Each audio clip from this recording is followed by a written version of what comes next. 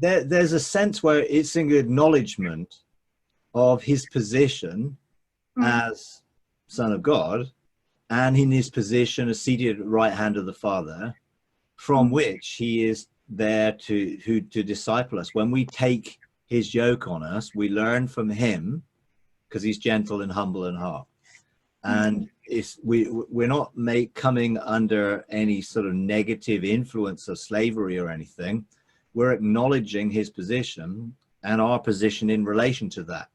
So it can be religiously, obviously, have religious connotations, which could be negative if you have a wrong view of God and a wrong view of this relationship. But I agree with what all you're saying there. You know, this is about obedience. We do not have to be obedient for relationship or to earn something from God. It's like obedience is an old covenant mindset to the law. There is a law you must obey. We're in relationship of cooperation, co-heirship.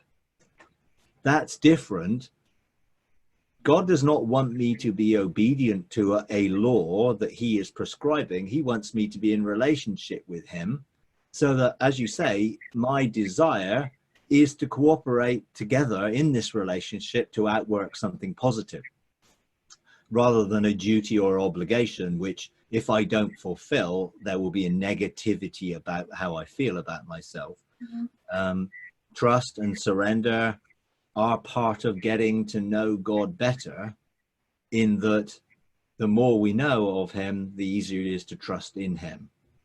And most of us have trust issues or had trust issues, and therefore we, through fear, don't like to surrender because what might be the consequences of that. But lordship, you know, he is King of Kings and Lord of Lords.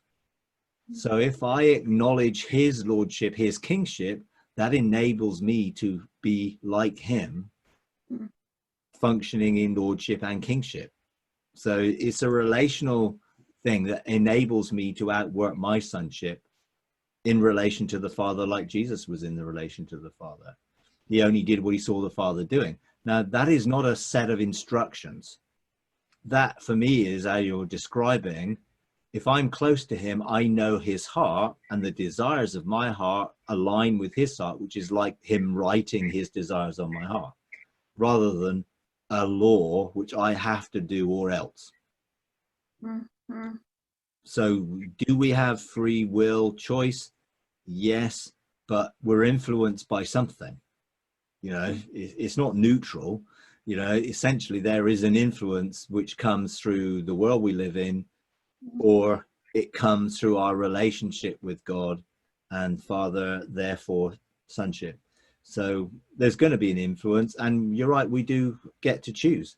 But I found that I don't really want to choose anything that doesn't align to my relationship with him anymore.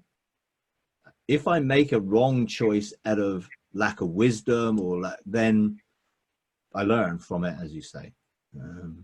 But he's not punishing me if I get it wrong.